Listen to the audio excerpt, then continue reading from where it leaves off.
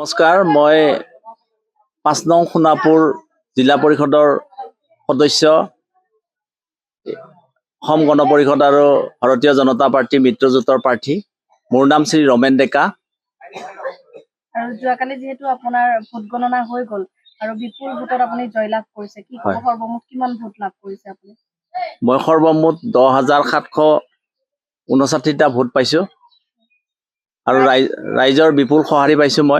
ৰাইজে মোক বিপুল ভোটত জয়যুক্ত কৰিছে, কাৰণ মাননীয় ডক্টৰ হিমন্ত বিশ্ব শৰ্মাৰ নেতৃত্বত যি উন্নয়ন হৈছে, সেই উন্নয়নৰ প্ৰতি লক্ষ্য ৰাখি মানুহে মোক ভোটদান কৰিছে আৰু ৰাইজৰ বিপুল সঁহাৰি পাইছোঁ।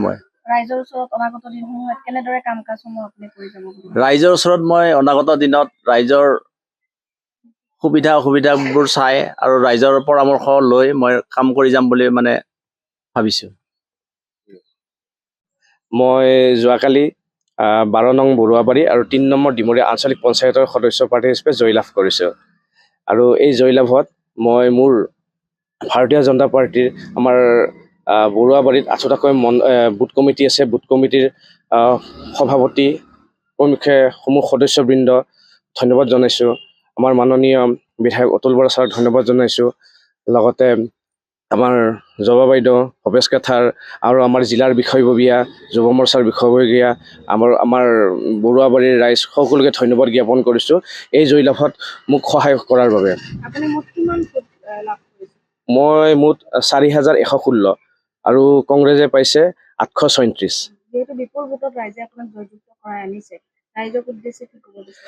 ৰাইজক মই বহুত ধন্যবাদ জ্ঞাপন কৰিছোঁ।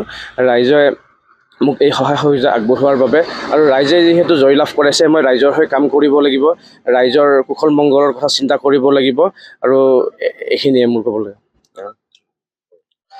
আৰু ইয়াৰ লগতে আমাৰ মুখ্যমন্ত্ৰী ডাঙৰীয়াই আমাক জয়লাভ কৰিছোঁ যদিও বিজয় উল্লাস আমাক পালন কৰিবলৈ মানা কৰিছে, আৰু সেইবাবে আমি মনত ফূৰ্তি আছে যদিও বিজয় উল্লাস পালন নকৰোঁ। কাৰণ ভাৰতৰ আমাৰ জোৱানসকল শ্বহীদ হৈছে। এই শ্বহীদ হোৱাৰ বাবে আমাৰ মনত দুখ প্ৰকাশ কৰিছোঁ, আৰু সমগ্ৰ ৰাইজক এক অনুৰোধ জনাইছোঁ যে এই বিজয় উল্লাস নকৰি সমবেদনা জ্ঞাপন কৰিছোঁ। নমস্কাৰ, আপোনালোকৰ আটাই এই চেনেললৈ যিহেতু আগবাঢ়ি আছে আমাক সাক্ষাৎ ল'বলৈ, তালৈ মোৰ অশেষ ধন্যবাদ।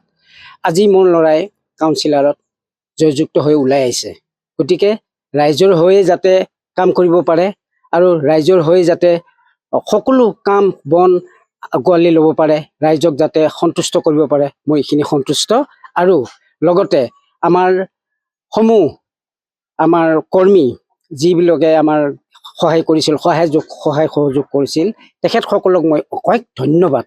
আৰু কিয় আগন্তুক লৈ যাতে আমি আকৌ ভৱিষ্যতলৈ আগলৈ আগবাঢ়ি যাব পাৰোঁ, এইখিনি মোৰ কামনা।